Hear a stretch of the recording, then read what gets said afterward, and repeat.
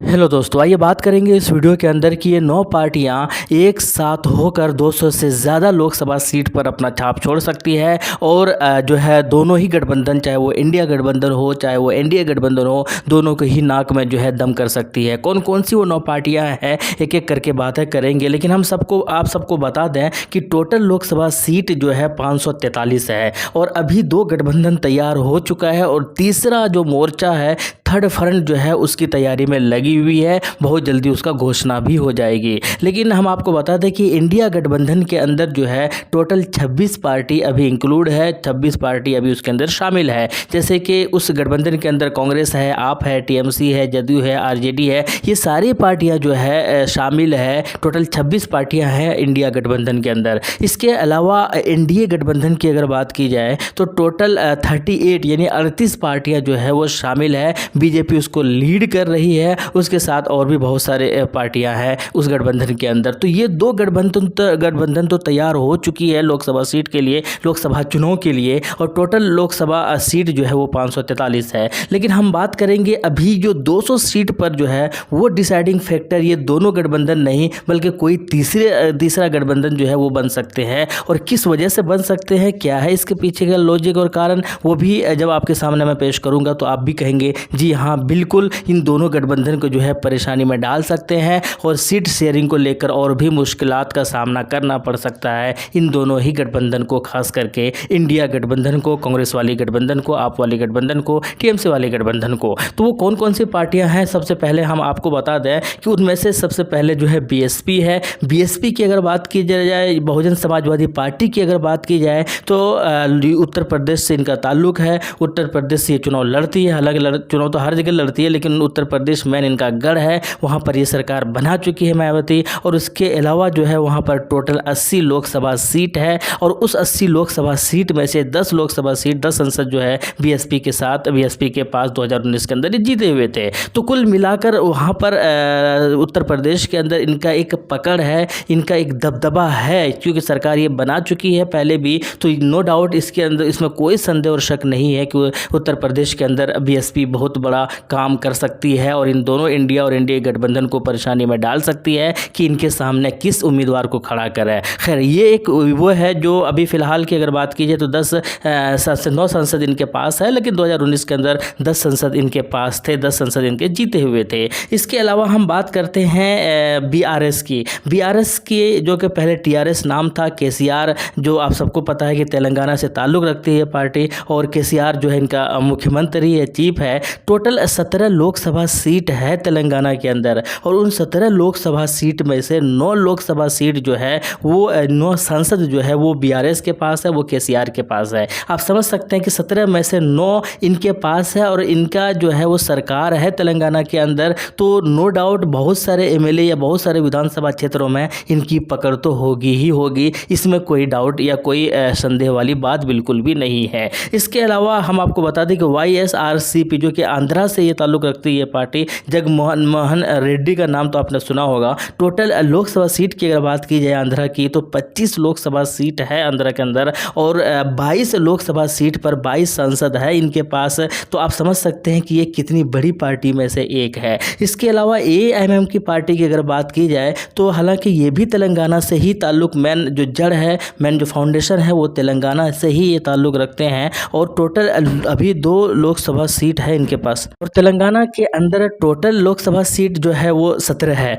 तो अब तेलंगाना के अंदर इनके पास विधायक भी 7 है और ये तेलंगाना के अंदर बहुत पुराने से, बहुत ज़माने से जो है ये चुनाव लड़ती हुई आ रही है ये पार्टी। तो नो डाउट तेलंगाना के अंदर तो इनकी पकड़ है, क्योंकि इनके पास एमएलए भी है तेलंगाना के अंदर 7 और इनके 2 एमपी भी है, एक तेलंगाना के अंदर है और एक तेलंगाना से बाहर है। वो कहाँ पर है तो वो महाराष्ट्र के अंदर है, इम्तियाज़ जलील साहब। अब चूंकि एएमएम को इस वजह से फोकस किया जा रहा है क्योंकि एएमएम पार्टी जो है तेलंगाना के अंदर तो ये मजबूत है ही, इसके अलावा बिहार के अंदर भी ये मजबूत है। किशनगंज एरिया से और सीमांचल के 5 लोकसभा सीट पर अपना उम्मीदवार उतारने की फुल प्लानिंग करके बैठी हुई है, सर्वे और जो है और भी चीज़ें, प्लॉटिंग जो है पूरी तरीके से तैयार कर चुकी है। तो कुल मिलाकर सीमांचल यानी बिहार के अंदर भी एएमएम पकड़ है और वहाँ पर इनके वोटर्स है, ये सर्वे भी बता चुका है और ये वहाँ के लोग भी बता चुके हैं। इसके अलावा उत्तर प्रदेश के अंदर जो निकाय चुनाव में अच्छा प्रदर्शन किया था वहाँ पर भी इनके उम्मीदवार है और ये इन्होंने ये भी घोषणा कर दिया कि हम उत्तर प्रदेश में अपना उम्मीदवार उतारेंगे। शौकत अली साहब समेत कई दिग्गज लोग जो है वो मैदान के अंदर एज ए उम्मीदवार वहाँ पर मैदान के अंदर उतरेंगे।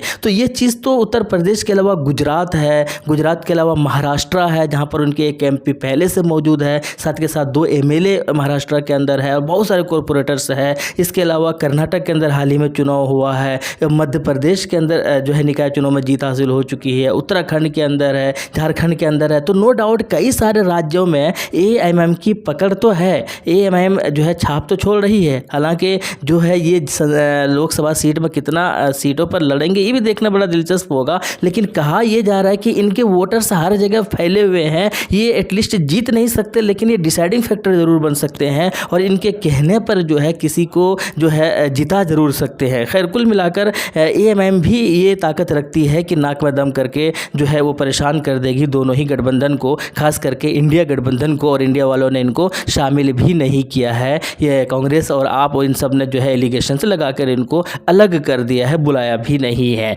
इसके अलावा और भी कई सारे पार्टियां हैं, जैसे अकाली दल है, 2 इनके पास सांसद है, JDS है, कर्नाटक से ताल्लुक़ रखती है पार्टी, जो है 28 टोटल लोकसभा सीट है कर्नाटक के अंदर और 1 सीट इनके पास है, लेकिन पूरे राज्य में इनकी पकड़ है। इसी तरीके से INLD है, AIUDF जो असम से ताल्लुक़ रखती है, मौलाना बदरुद्दीन अजमल साहब की पार्टी, 1 सांसद भले ही हो लेकिन इनके पास 14-15 MLA है। तो इससे ये भी पता चलता है कि असम के अंदर इनकी पकड़ तो मजबूत है, भले ही इनके पास 1 सांसद है लेकिन इनका अलग अलग जगहों पर वोटर्स है इनके पास। तो ये सारे जो BJD है उड़ीसा से, जो नवीन पटनायक की पार्टी 21 जो है वहाँ पर, तो कुल मिलाकर ये जो सारी पार्टियाँ हैं ये भले ही इन पार्टियों को ना ही तो ये पार्टियाँ जो है ना ही तो NDA में शामिल है और ना ही इंडिया वालों ने इनको बुलाया है और कुछ जो है कुछ को बुलाया तो गया नहीं है। तो कुल मिलाकर ये वो पार्टी है दोस्तों कि ये अगर अलग से तीसरा मोर्चा बन जाते हैं, जो कि इनमें से कुछ पार्टियां जो है तीसरा मोर्चा में शामिल होंगे,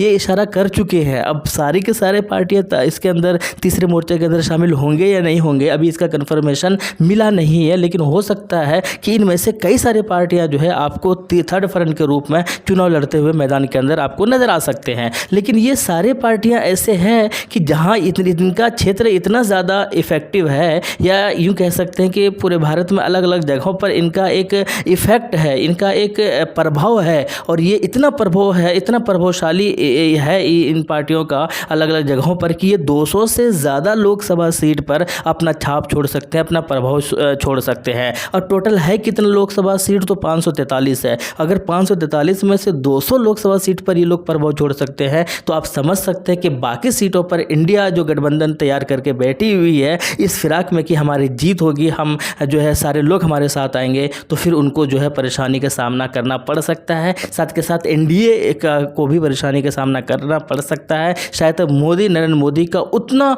जो है वो जलवा नहीं दिख रहा है जो 2014 और 2019 के अंदर दिखता था। हालांकि अभी चुनाव में शायद तो वक्त है और तब तक जो है समीकरण बदल भी सकते हैं, इक्वेशन बदल भी सकते हैं। ये पॉलिटिक्स है, ये राजनीतिक है और यहाँ पर रातों रात जो है बहुत सारे समीकरण बदलते हमने देखा भी है और बदलते भी है, इतिहास भी गवाह है। लेकिन मज़े की बात यह है कि ये 7, 8, 9, 10 पार्टियाँ, 12, इसके अलावा कुछ छोटी पार्टियाँ हैं जो कि मैंने उनका नाम नहीं लिया है। अब ये देखना है कि थर्ड फ्रंट में ये सारी पार्टियाँ एक साथ आती है या इनमें से कुछ पार्टियाँ एक साथ आती है, कुछ अलग अलग इंडिविजुअली चुनाव लड़ेंगे। ये देखना तो बड़ा दिलचस्प होगा, मज़ेदार होने वाला है ये चुनाव। 2024 का जो लोकसभा चुनाव होगा, सारी पार्टियाँ अपने अपने तरीके से तैयारियों में जुट गई है और हर कोई एक दूसरे का जो है अपने जैसे पार्टियों को तलाश कर रहे हैं ताकि साथ मिलकर चुनाव लड़ें। बहुत सारी पार्टियां चाहती थी कि इंडिया गठबंधन में जाए, जैसे AMM चाहती थी, AIUDF चाहती थी, लेकिन इनको शामिल नहीं किया गया। रीज़न वो मैं बाद में बताऊंगा, एक अलग वीडियो में बताऊंगा। लेकिन कुल मिलाकर ये जो मैंने आपके सामने पेश किया, कैसा लगा कमेंट सेक्शन में ज़रूर बताइएगा और वीडियो को ज़रूर लाइक कीजिएगा। शुक्रिया, जय हिंद, लव यू।